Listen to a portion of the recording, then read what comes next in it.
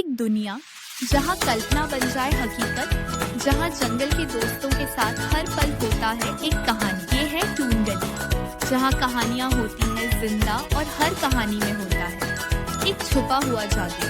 तो चलो टून गली के साथ एक नई यात्रा पर सब्सक्राइब करें और कहानी। रामपुर नाम के एक छोटे से गांव में अर्जुन नाम का एक 18 वर्षीय लड़का रहा करता था। अर्जुन अनाथ था। उसकी माँ उसे जन्म देते ही चल बसी और उसके पिता ही उसे पालने के एकमात्र सहारा थे। जब अर्जुन 8 साल का था तो उसके पिता किसी काम से जंगल गए और फिर कभी लौट कर नहीं आए। उसके बाद अर्जुन पूरी तरह अकेला हो गया। अर्जुन गांव की एक टूटी फूटी झोपड़ी में रहता था। उसके घर के पास ही गांव का मुखिया धर्मपाल और उसकी पत्नी रहते थे। उनकी अपनी कोई संतान नहीं थी, इसलिए अर्जुन के माता पिता के गुजर जाने के बाद उन्होंने ही अर्जुन को पाला। ये लो अर्जुन बेटा, ये खाना खा लो और अगर कम पड़े तो मुझसे आकर ले लेना। अरे मौसी, मैं कब तक आपके ऊपर बोझ बनकर बैठा रहूंगा? अब तो मुझे शर्म आती है। अरे बेटा, ये तुम कैसी बातें कर रहे हो? अगर तुम हमारे अपने बच्चे नहीं हो तो इसका मतलब थोड़ी ना है कि तुम हम पर कोई बोझ हो। आगे से ऐसी बात मत करना, चुपचाप ये खाना खाओ। ये कहकर मुखिया धर्मपाल की पत्नी गौरी वहां से चली गई। अर्जुन ने आराम से खाना खाया।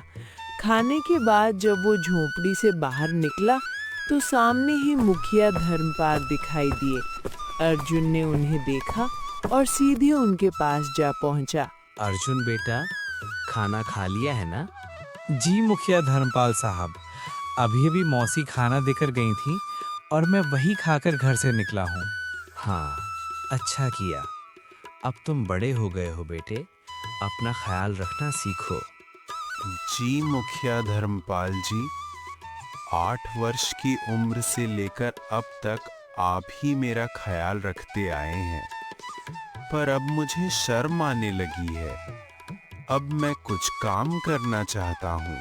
इसमें शर्म की क्या बात है बेटा? हमने तो हमेशा तुम्हें अपना ही माना है। लेकिन अगर तुम्हारा मन फिर भी कुछ करने का है तो सुनो।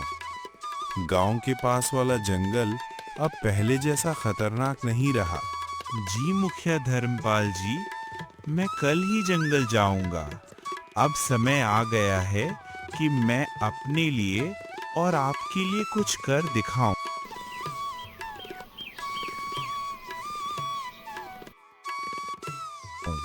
अगले दिन अर्जुन एक कुल्हाड़ी लेकर जंगल की ओर चल पड़ा।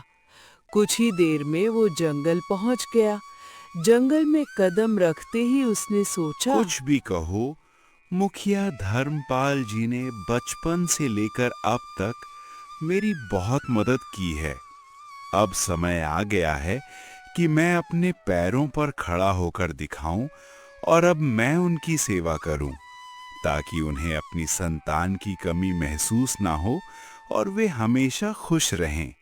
अभी अर्जुन ये सोच ही रहा था कि अचानक उसकी नजर एक मायावी कोयल पर पड़ी, जो उसे बड़े ध्यान से देख रही थी।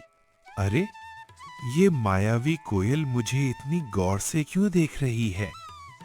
इसका आकार तो बाकी कोयलों से बड़ा है और देखने में भी ये कुछ डरावनी लग रही है। अर्जुन ने अभी इतना ही कहा था कि तभी मायावी कोयल उड़ती हुई उसके पास आ गई और इंसानी आवाज में बोली, मैं तुम्हें भली भांति पहचानती हूँ। तुम्हारा नाम अर्जुन है और तुम महेंद्र के बेटे हो। मायावी कोयल को बोलते हुए देखकर अर्जुन बहुत डर गया और बोला, ये कैसे मुमकिन है? तुम तो मायावी कोयल हो, फिर इंसानी आवाज में कैसे बात कर रही हो? शायद ये मेरी आंखों का धोखा है। भला कोई मायावी कोयल इंसानों की तरह बोल सकती है? नहीं, ये तुम्हारी आंखों का धोखा नहीं है। मैं सचमुच बोलने वाली मायावी कोयल हूँ। असल में मैं भी कभी इंसान थी, लेकिन एक तांत्रिक ने मुझ पर श्राप दे दिया और मैं मायावी कोयल की शक्ल में बदल गई। मैं तुम्हारे पिता के रहस्यों के बारे में सब कुछ जानती हूँ। वे कुछ समय पहले जंगल गए थे और फिर कभी वापस नहीं आए। ना जाने कौन हो तुम। मैं ऐसे कैसे तुम्हारी बात पर विश्वास करूं? कभी सोचा है तुमने?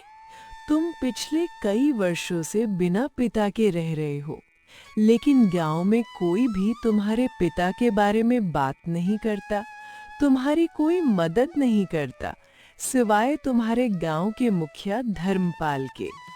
लेकिन मैं तुम्हारे पिता के बारे में सब कुछ बता सकती हूँ। तुम्हारे पिता अभी जिंदा हैं और मुझे ये भी पता है कि वे कहाँ हैं। अच्छा तो बताओ, मेरे पिता कहाँ हैं? मैं उनसे मिलना चाहता हूँ। मैं तुम्हें जरूर बताऊंगी, मगर उससे पहले तुम्हें मुझे इस श्राप से मुक्त कराना होगा। तो दोस्तों, अगर आपको ये कहानी पसंद आई हो तो वीडियो को लाइक जरूर करें, अपने दोस्तों और परिवार के साथ शेयर करें और ऐसी ही मजेदार दिल को छू लेने वाली कहानियां सुनते रहने के लिए हमारे चैनल टून गली को सब्सक्राइब जरूर करें। घंटी का बटन दबाना ना भूलें ताकि अगला भाग आपसे मिस ना हो। हमारे साथ जुड़े रहिए और सुनते रहिए नई नई शानदार कहानियां सिर्फ और सिर्फ टून गली पर।